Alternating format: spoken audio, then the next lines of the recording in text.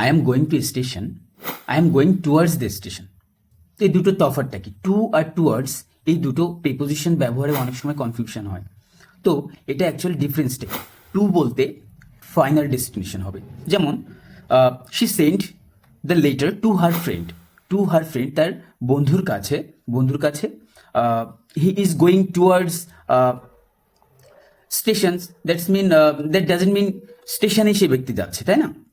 সে যে স্টেশনে যাচ্ছে এমনটা নয়, স্টেশনের দিকে যাচ্ছে, সে যে কোনো জায়গায় যেতে পারে বা ফিরে আসতে পারে, তাই না? But he ran towards the river, এখানে যে সে নদীতেই যাচ্ছে এমনটা নয়, অন্য জায়গায়ও যেতে পারে বা নদীতেও যেতে পারে, কিন্তু not sure, right?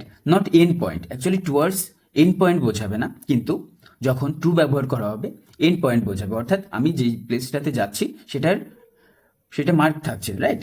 Final destination হচ্ছে। আর যখন টুয়ার্ডস ব্যবহার করছি সেটা হচ্ছে শুধুমাত্র ডিরেকশন হচ্ছে, যে আমি ওই দিকে যাচ্ছি, আমি স্টেশনের দিকে যাচ্ছি বা মার্কেটে যাচ্ছি বা স্কুলে যাচ্ছি, কলেজে যাচ্ছি, কিছুই হতে পারে, তো ওই দিকে যাচ্ছি। আমি যে প্লেস শুধু কলেজেই যাচ্ছি বা স্টেশনে যাচ্ছি এমনটা নয়, কিন্তু যখন আমি টু ব্যবহার করবো দ্যাটস মিন আমি ওই প্লেসটাতে যাচ্ছি, আমি মার্কেটে যাচ্ছি